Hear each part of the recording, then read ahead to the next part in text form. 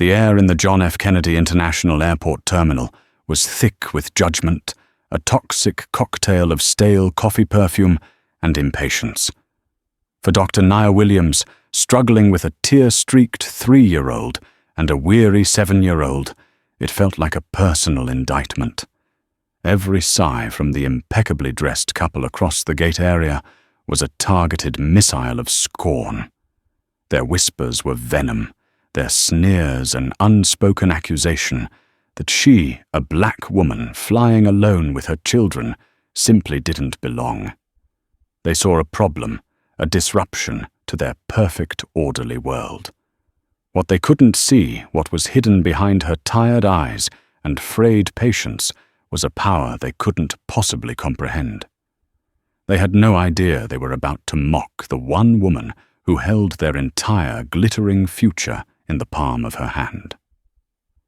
The fluorescent lights of JFK's Terminal 4 hummed a monotonous, soul-sucking tune. It was the soundtrack to Dr. Nia Williams' personal circle of hell, currently located at Gate B42 service to Aspen, Colorado. Every parent who has ever traveled with young children knows this specific flavor of purgatory. It's a frantic juggling act of carry-ons, tumbling toddlers, and the crushing weight of public opinion. Nia, a respected pediatrician with a calm bedside manner that could soothe the most terrified child, felt her own composure fraying like an old rope. Her 3-year-old son, Noah, was a vibrant, explosive bundle of energy and emotion. Right now, that emotion was pure, unadulterated fury. His favorite blue dinosaur sippy cup had rolled under the rigid, unforgiving airport seating just out of reach. His wails were sharp and piercing, echoing off the polished floors. "Mummy, I want Bluey!" he shrieked, his little body stiff with injustice. "I know, sweetie, I know." "Mummy's trying," Nia murmured, her voice strained. She was on her hands and knees, the strap of her heavy diaper bag digging into her shoulder, trying to contort her arm into the dusty netherworld beneath the seats. Her long, elegant braids, usually a source of pride, felt like a tangled nuisance, catching on the metal legs of the chairs. Her 7-year-old daughter Zoe, ever the little protector, was trying to help. "It's okay, Noah," she said, her voice a miniature version of Nia's own soothing tone. "We'll get Bluey. Just be quiet for a minute, please. People are looking." Oh, they were looking. Directly across from them sat a couple who seemed sculpted from a magazine ad for effortless wealth. The woman who Nia mentally christened Tiffany was a vision in cream-colored cashmere and impossibly white sneakers. Her blonde hair was a sleek architectural marvel, and her lips were permanently pursed in a look of mild disgust. Her husband, Chad, was his perfect match, wearing a navy blue blazer over a polo shirt with a tiny embroidered horse. He was tapping impatiently on his phone, but his eyes kept flicking up over the screen, his gaze lingering on Nia's chaotic little family with undisguised annoyance. Tiffany leaned over and whispered something to Chad, not quite quietly enough. The words, "Can't control them," and "always so loud," drifted across the space like poison darts. Nia's jaw tightened. She finally snagged the sippy cup, her fingers sticky with old juice, and emerged from under the seats, her cheeks flushed. She handed it to Noah, whose cries instantly subsided into happy gurgles. The sudden silence was almost as loud as the noise had been. She sat down, pulling Noah onto her lap and giving Zoe a reassuring squeeze. She tried to ignore the couple. She'd been dealing with looks like theirs her whole life. The subtle and not-so-subtle judgments passed on her, as a black woman, in spaces where some people felt she didn't belong. The assumptions made about her education, her finances, her very right to be there. Normally she wore her credentials like armor. Dr. Nia Williams, top of her class at Johns Hopkins, a partner in a thriving pediatric practice. But here in the anonymous chaos of the airport, she was just a tired mum with unruly kids, a convenient target for casual cruelty. Honestly, Tiffany said, her voice now at a conversational volume clearly intended to be overheard. You'd think for a flight to Aspen there'd be a certain standard. People pay a premium to avoid this kind of disruption. Chad grunted in agreement. Some people just have no consideration, probably flying on points or some kind of handout. The words struck Nia with physical force. Handout. The casual racist assumption that her presence in this expensive destination had to be subsidized.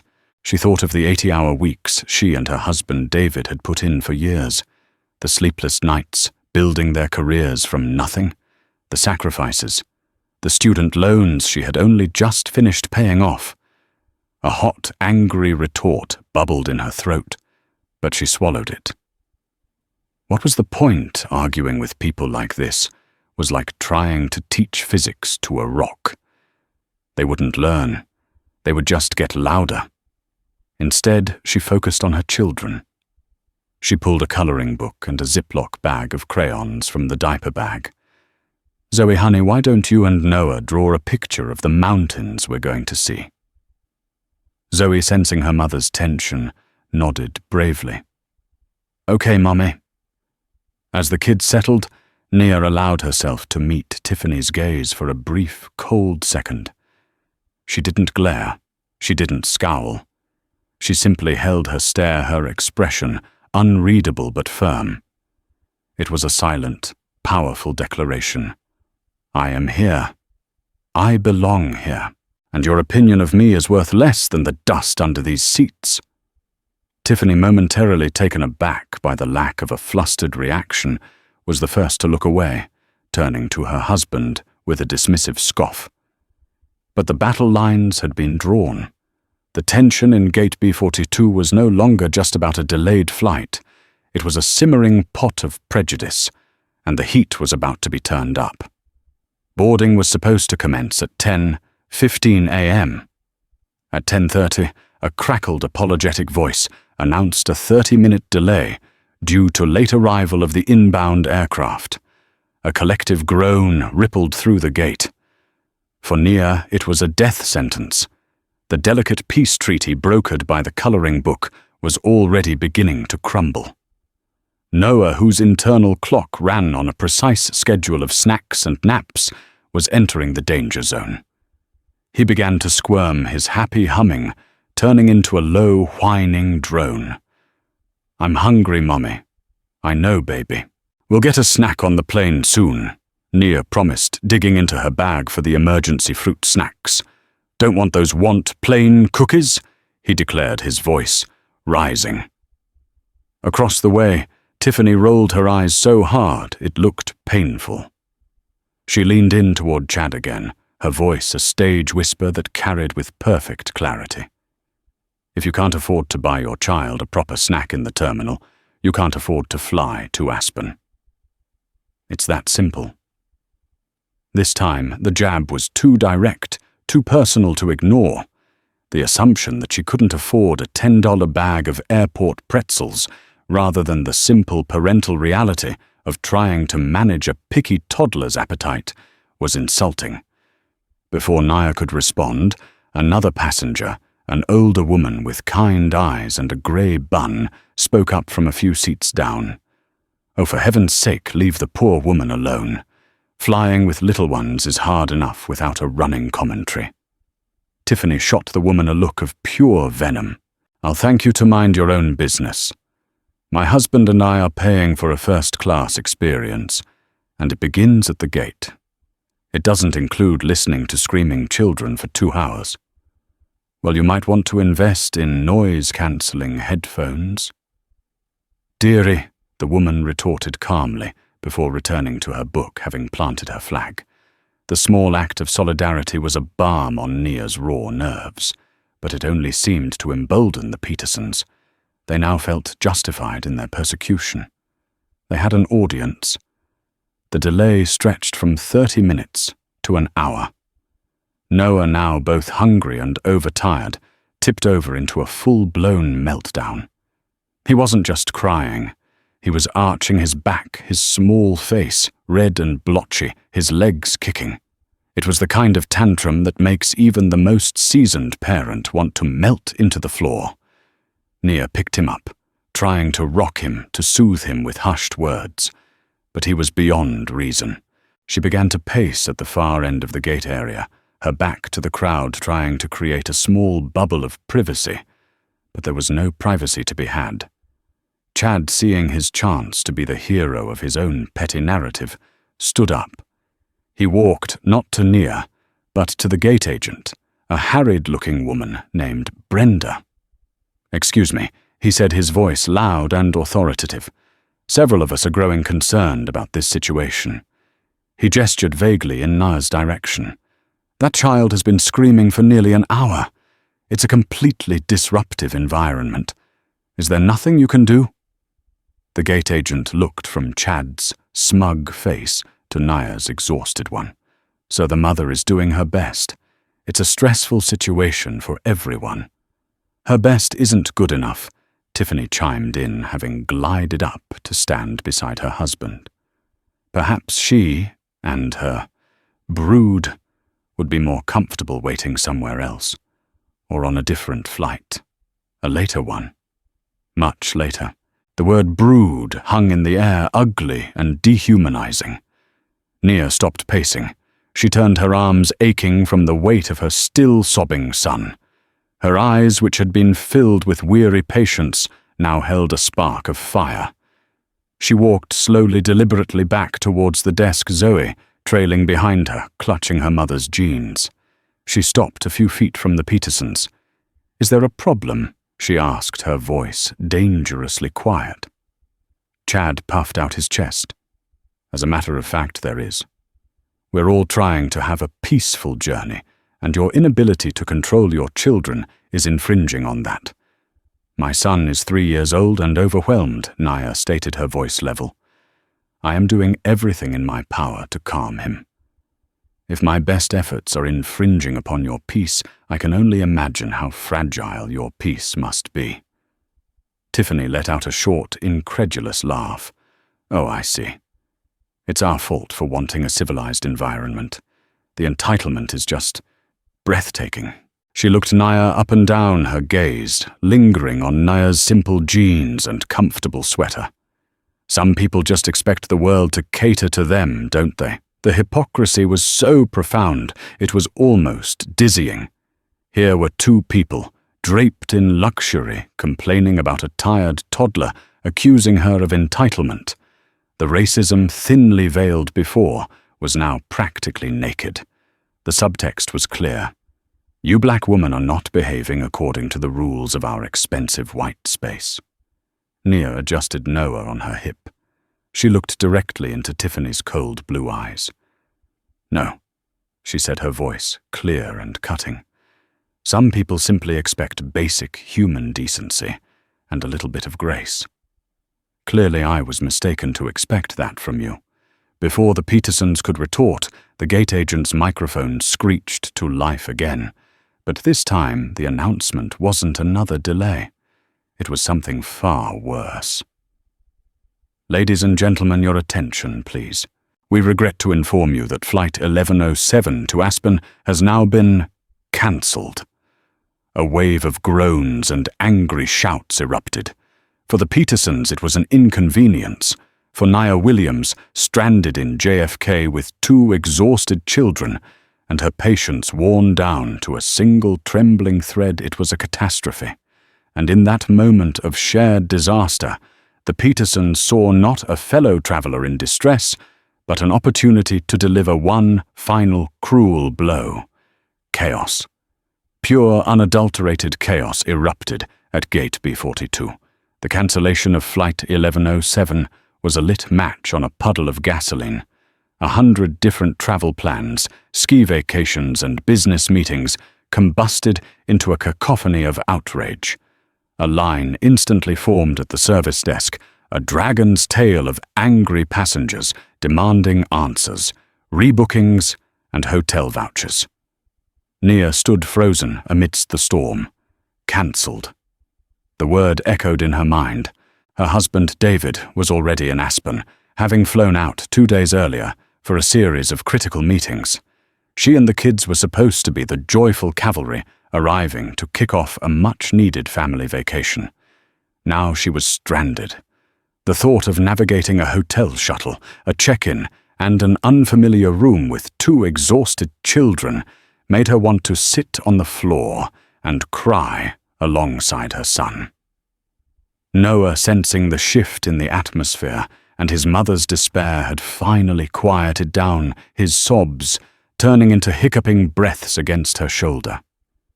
Zoe's small hand found hers a silent offering of support that nearly broke Naya's heart. The Petersons, meanwhile, were at the front of the line, already berating the gate agent. "This is completely unacceptable." Chad bellowed, his face red. "I am a Platinum Medallion member. I expect to be put on the next available flight, first class, no exceptions." Tiffany stood beside him, arms crossed, nodding emphatically. She caught Naya's eye and gave a small, triumphant smirk. It was a look that said, "See, this is how it's done. This is power. You with your crying baby are at the bottom of the food chain." Nia felt a wave of utter defeat wash over her. She couldn't fight that line. She couldn't fight this airport. She needed a moment to think, to regroup. Finding a relatively quiet corner, she sank into a chair, pulling her phone from her pocket with a trembling hand. She dialed David. He picked up on the second ring. "Hey, honey, you guys boarding soon?" His voice was warm and full of happy anticipation. Nia's voice broke. "David, it's a disaster. The flight's been cancelled." She quickly recounted the entire ordeal, the delays, Noah's meltdown, and the horrible couple who had been tormenting her. "I don't know what to do. The line for rebooking is a mile long. The kids are at their limit. I can't do this right now." On the other end of the line, David was silent for a moment. When he spoke again, his voice had changed. The easygoing warmth was replaced by a cool, calm efficiency that Naya knew well.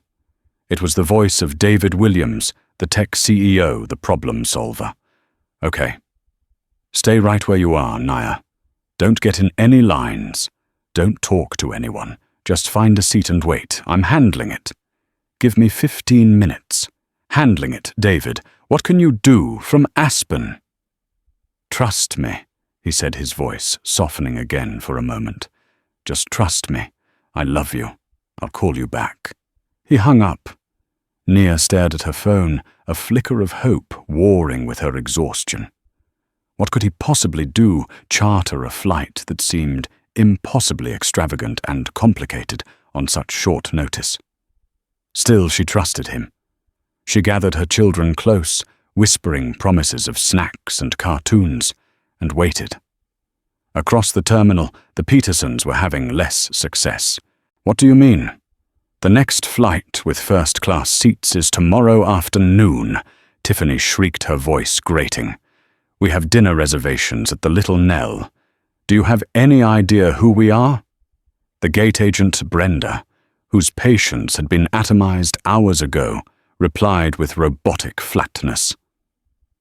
"Mom, I can put you on the standby list for the 6 p.m. flight to Denver, and you can try to get a connection from there. Otherwise, it's the 2 p.m. flight tomorrow." Defeated and fuming, the couple finally stalked away from the desk, Chad furiously typing on his phone, likely composing a scathing email to the airline. It was in that moment, as the Petersons were stewing in their thwarted privilege, that a new announcement cut through the din. It wasn't the usual garbled message. The voice was clear and crisp. Paging Dr. Nia Williams. "Dr. Nia Williams and family, please. See the agent at the podium at gate B42. Nia's head snapped up. Every head in the vicinity turned to look at her. The Petersons stopped dead in their tracks, their expressions a mixture of confusion and smug anticipation. "Oh, here we go," Tiffany muttered to Chad, loud enough for everyone to hear. She's probably being escorted out for causing such a scene. Finally. Zoe looked up at her mother, her eyes wide with worry. "Mommy, are we in trouble?"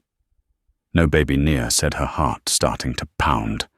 She had no idea what was happening, but she trusted David.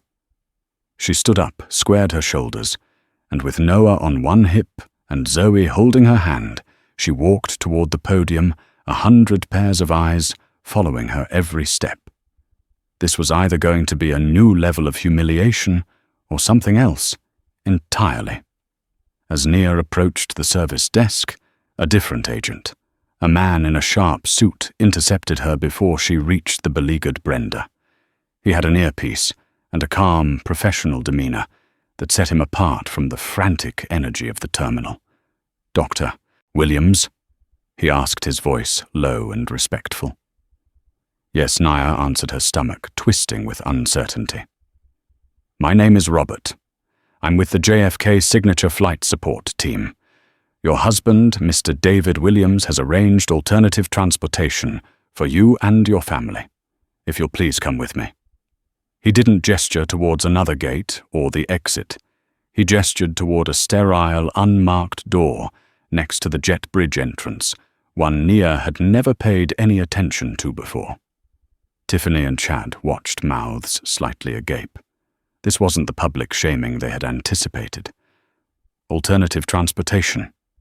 Tiffany whispered, a frown creasing her perfect forehead. What did they call her? An Uber to a Motel 6. Chad shushed her, his eyes narrowed with intense curiosity.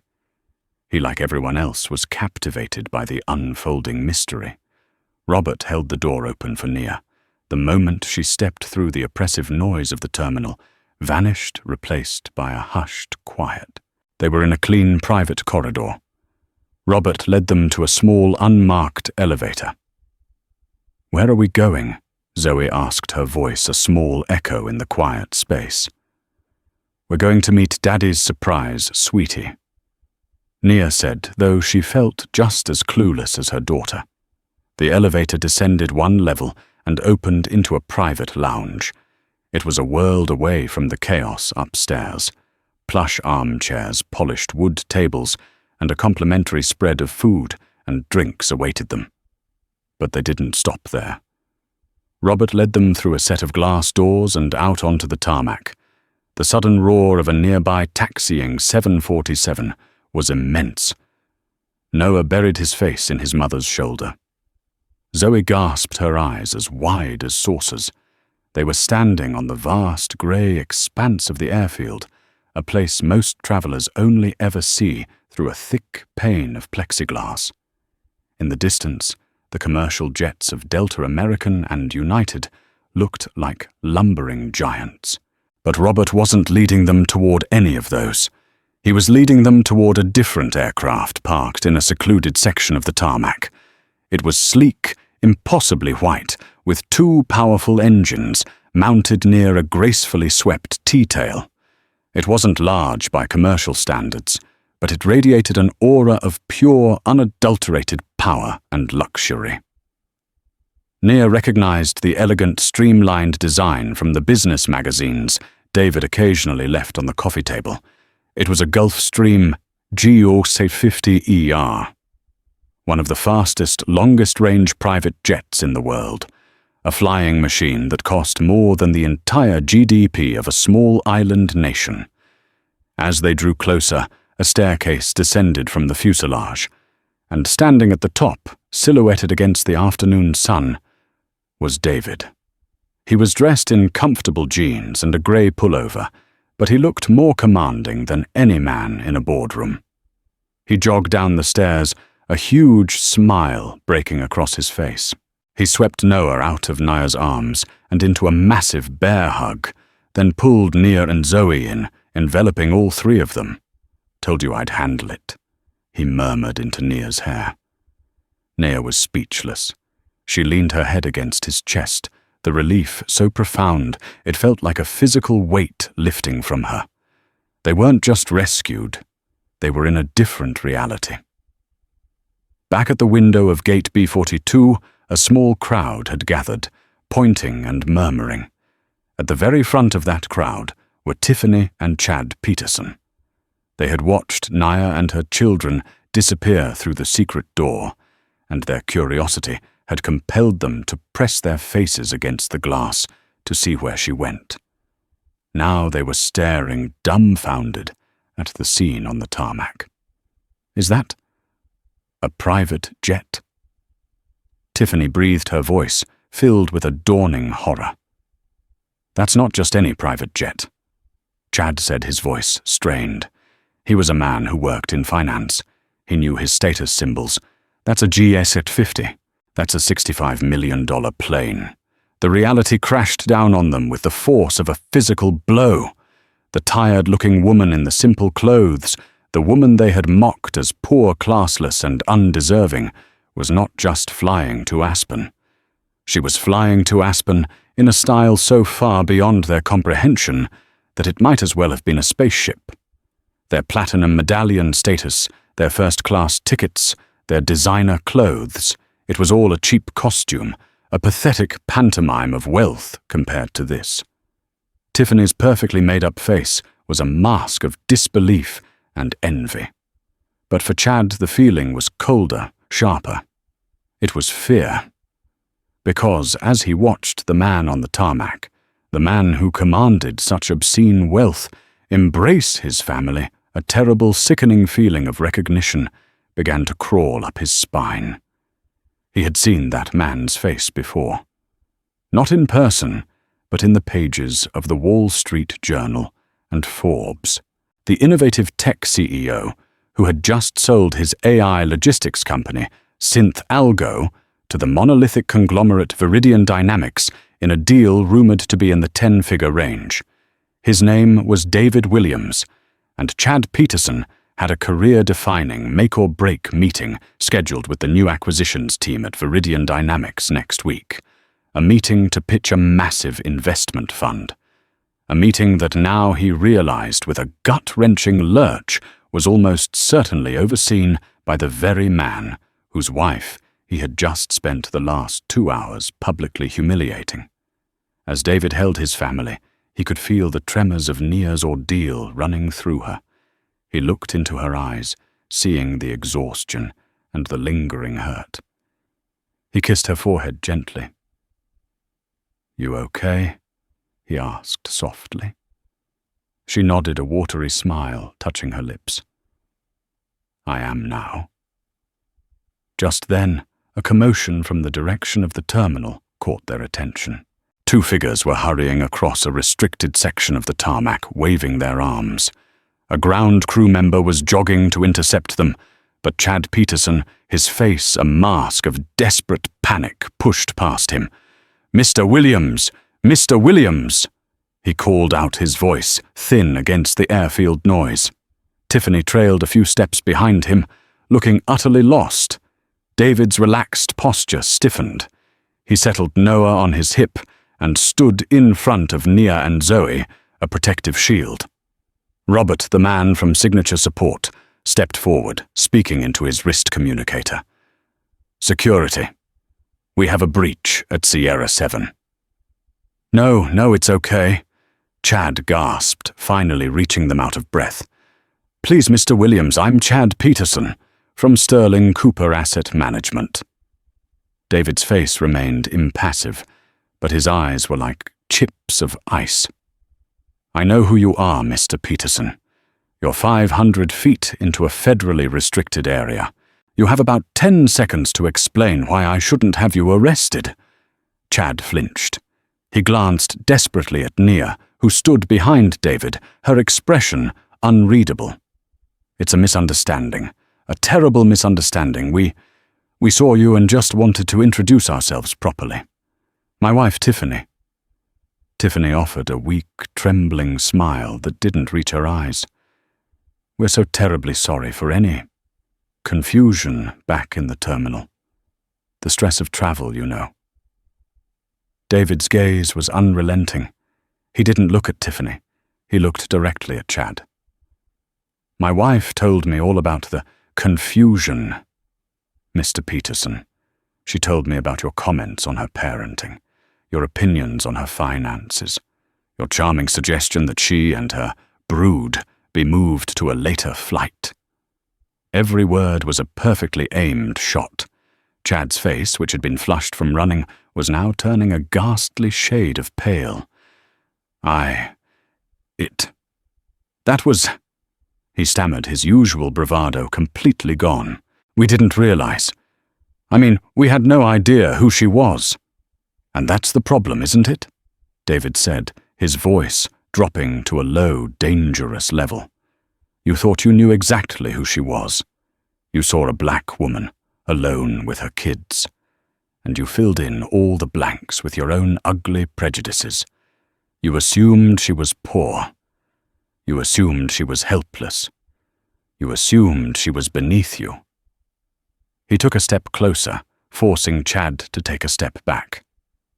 Let me tell you who you were talking to.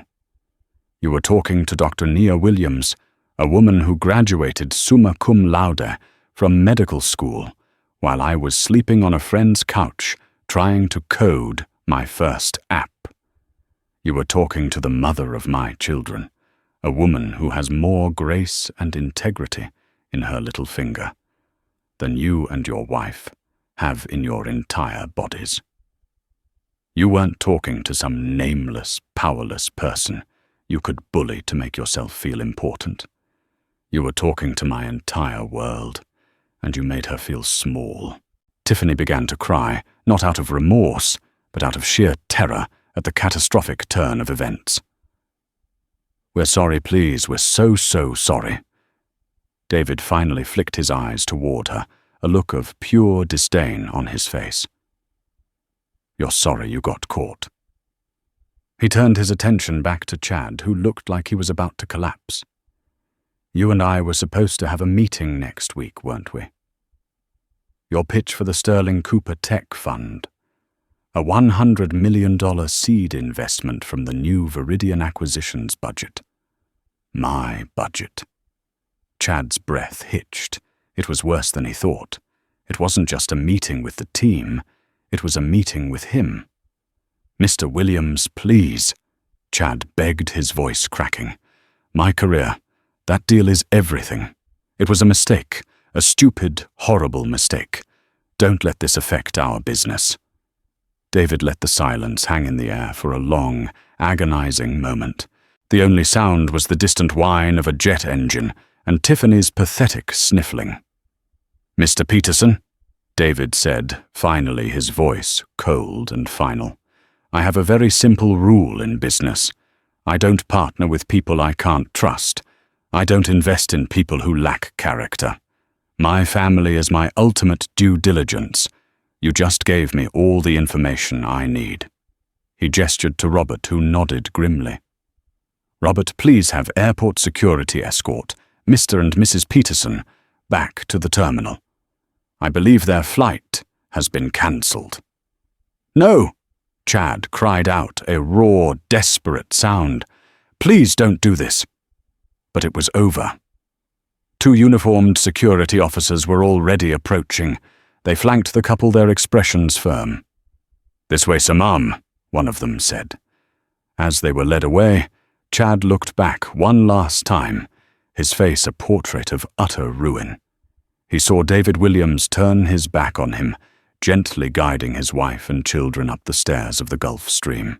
The door to a world he desperately wanted to be a part of, a world he had just irrevocably destroyed. His chances of entering was closing right in his face.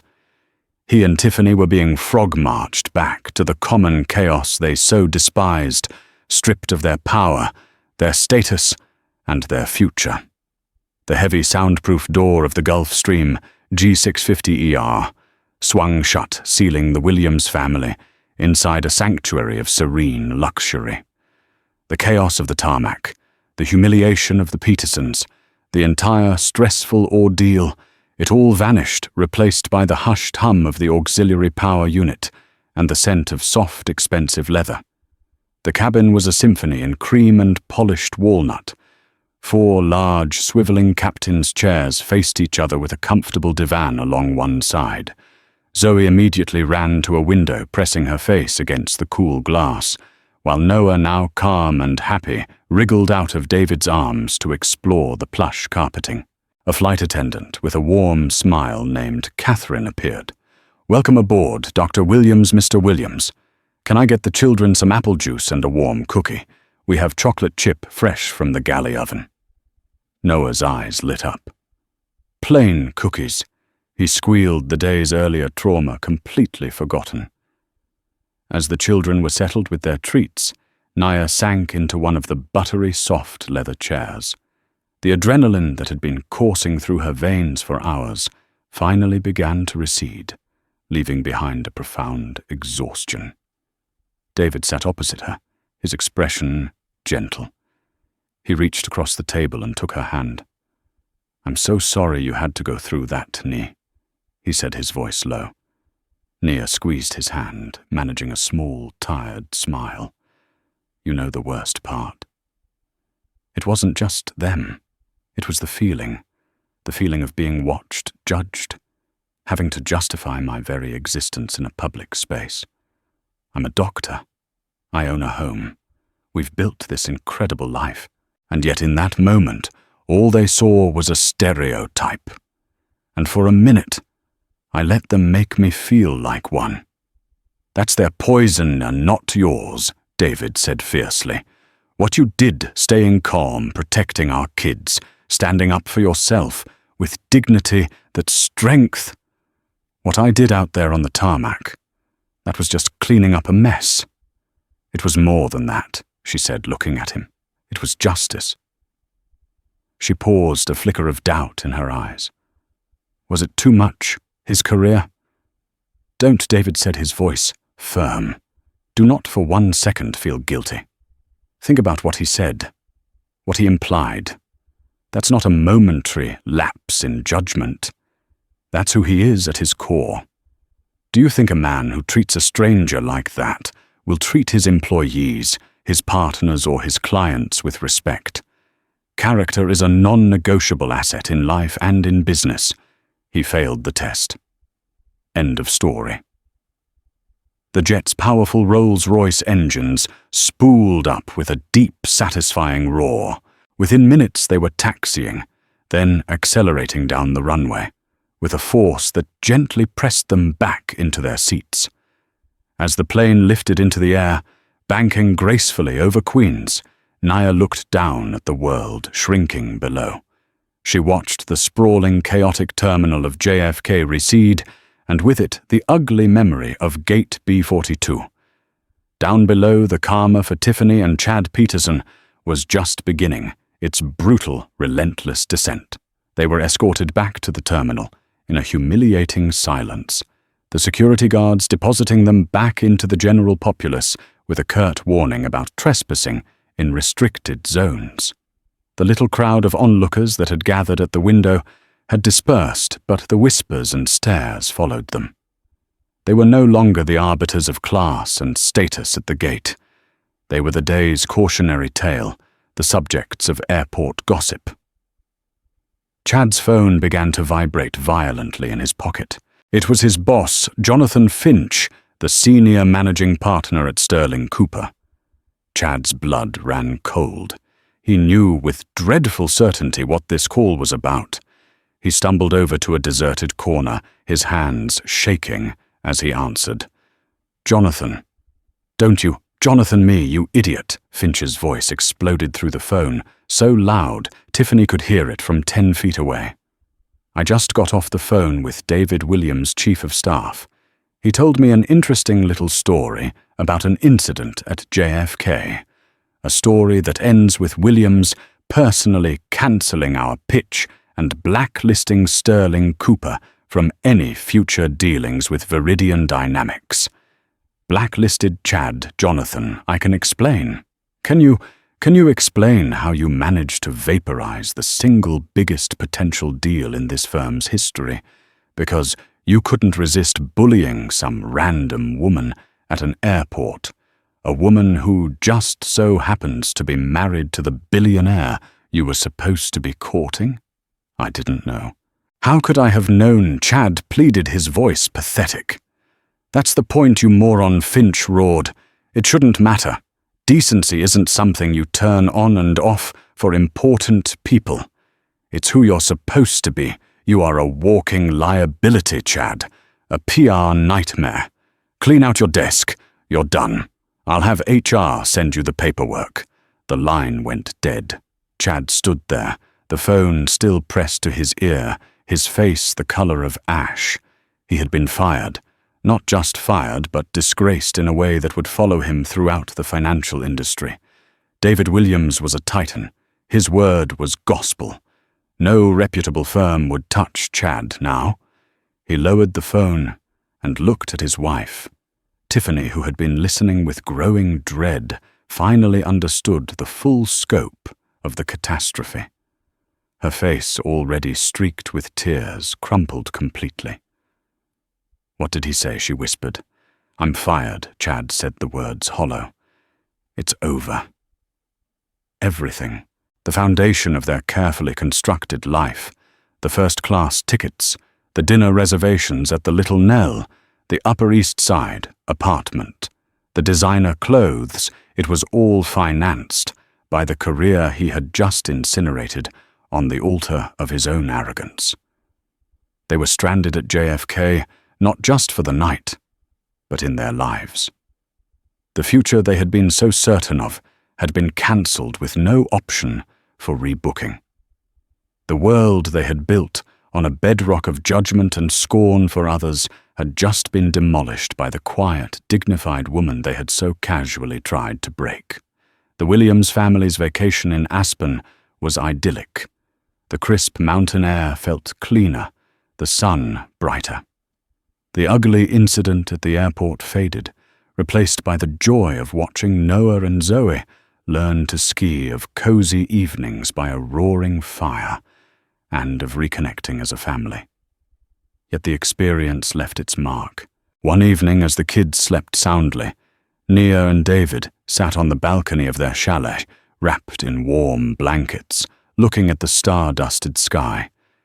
"I've been thinking," Nia said, breaking the comfortable silence, "about what happened. It's not enough to just be grateful. We had a way out.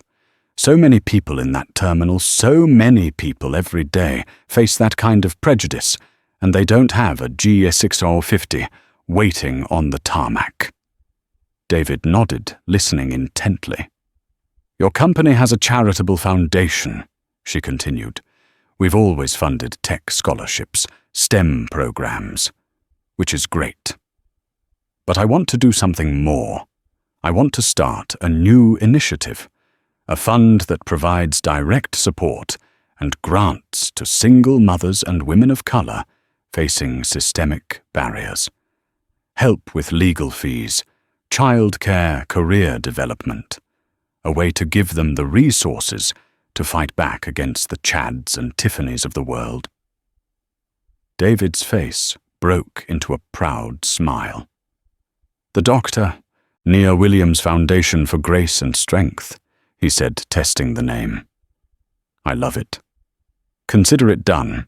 We'll fund it with the initial returns from the Viridian deal." He paused, his expression turning serious. "We'll use the money that Chad Peterson was so desperate to manage, and we'll do some actual good with it." It was a perfect poetic justice. The wealth that had been the source of the conflict would now be a weapon against the very attitudes that had caused it. They were turning a painful experience into a powerful force for positive change. For the Petersons, there was no such silver lining. Their world continued to unravel with brutal efficiency. Chad's firing became quiet industry gossip, a cautionary tale whispered at cocktail parties and on golf courses. He was professionally radioactive. They had to sell their apartment, a painful process, overseen by a broker who now looked at them with pity instead of deference. Tiffany's friends, the fair-weather socialites whose approval she craved, suddenly became very busy, their calls going unanswered. They moved to a small suburban rental, the cream cashmere replaced by off-the-rack polyester. The fall was not just financial, it was social, emotional, and total. Chad found some low-level consulting work, but the swagger was gone, replaced by the hunched shoulders of a defeated man. Tiffany, stripped of her status, was just a bitter, angry woman in a world that no longer cared about her opinion. Their harshest punishment was not the loss of money, but the loss of the illusion they had built around themselves. They had believed they were superior, that their wealth and station made them better. The encounter with the Williams family had held up a mirror, forcing them to see themselves for what they truly were: small, cruel, and ultimately powerless. They were left with nothing but the sour taste of their own prejudice, stranded permanently at the gate of a life they could no longer access. Their flight to a better, kinder version of themselves had been cancelled, and it was a journey they had never even known they needed to take. 3 years later, the ballroom of the Pierre Hotel in New York City glittered a universe of crystal chandeliers and champagne flutes. It was the 3rd annual fundraising gala for the Dr. Nia Williams Foundation for Grace and Strength, and it had become one of the most respected philanthropic events in the city. Nia stood at the podium, a vision in a deep sapphire gown. The tired, stressed mother from the airport terminal was gone. In her place was a confident, eloquent woman who commanded the room not with volume, but with a quiet, compelling authority. David Zoe, now a bright 10-year-old, and Noah, a bubbly 6-year-old in a tiny tuxedo, watched from a table at the front. And so the genesis of our foundation wasn't born in a boardroom. Nia was saying, her voice clear and steady. It was born from an ugly moment of casual cruelty in a very public place. A moment that could have ended in bitterness and anger. But my husband and I decided that the most powerful response to prejudice is not to mirror its ugliness, but to build something beautiful in its place, to create opportunities where others see only obstacles, to offer grace where we were offered none. A wave of applause filled the room. Nia smiled, her heart full, and returned to her table. The rest of the evening was a pleasant blur of conversation with donors, friends, and the bright, hopeful recipients of the Foundation's grants. Later, as a string quartet played softly, Nia felt a sudden need for a simple glass of water. She stepped away from the crowd, looking for a member of the catering staff. She saw a woman with her back to her arranging glasses on a tray. The woman's blonde hair was pulled back in a severe functional bun, a few tired strands escaping around her temples. "Excuse me," Nia said gently. "Could I trouble you for a glass of water?" The woman turned, a professionally polite smile already forming on her lips. And then she saw who was speaking to her. The smile froze, then shattered. Her face, which Nia now recognized despite the passage of years and the harsh toll they had taken, turned ashen. The eyes were the same cold blue, but now they were filled not with scorn, but with a deep, bottomless well of shame and fear. It was Tiffany Peterson. The designer clothes were gone, replaced by a standard-issue black server's uniform. The flawless makeup was a memory. Her face was bare-etched with fine lines of worry. The aura of effortless superiority had been completely extinguished, leaving behind a woman who looked tired, beaten down by life, and utterly terrified. For a heartbeat, all the old anger and hurt flared in Nia's chest. But just as quickly, it was gone, replaced by something she never expected to feel, a profound sense of closure, tinged with a strange, sad pity. Tiffany's hand trembled, rattling the glasses on her tray.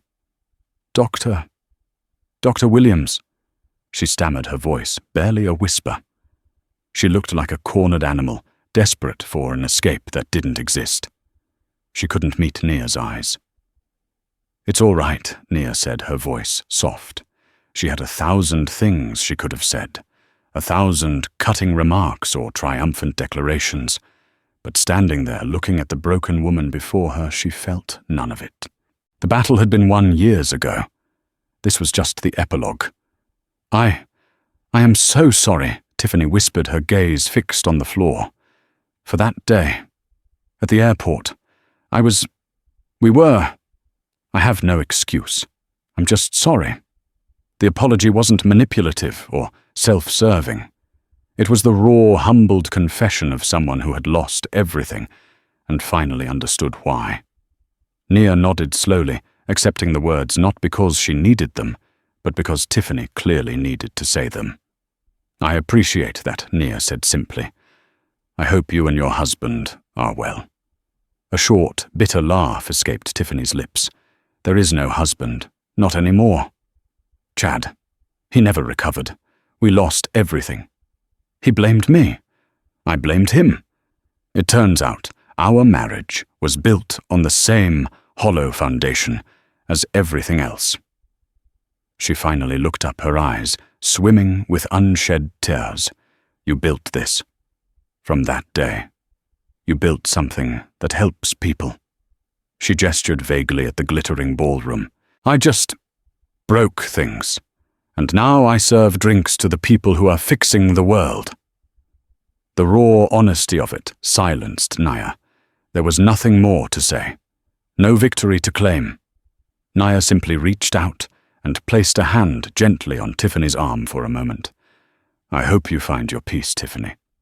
With that, she turned and walked back toward her family. David saw the look on her face and met her halfway. What's wrong? You're not going to believe who one of the servers is, she said quietly. When she told him, his eyes widened in shock. He looked across the room at the woman, now trying to disappear into the background. Did you? He started to ask. It's over, David. Nia said, a final peaceful certainty in her voice. It's been over for a long time.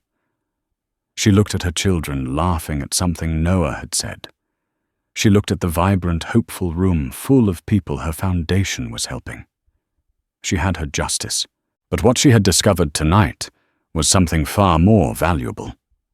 True victory wasn't watching your adversary fall. It was having the power to offer a hand of grace even if you chose not to, and knowing with absolute certainty that you had built a life so full of purpose and love that their shattered one no longer mattered at all. This story is a powerful reminder that what we see on the surface is rarely the whole truth. A person's worth is not defined by the clothes they wear, the volume of their children, or the class of their ticket. It's defined by their character, their grace under pressure, and the kindness they choose to show to others, especially when they think no one important is watching. Nia Williams showed the quiet strength of a woman who knew her worth, while the Petersons revealed the deep poverty of their spirit. If you were moved by Nia's resilience and the stunning turn of events, please take a moment to hit that like button to show your support.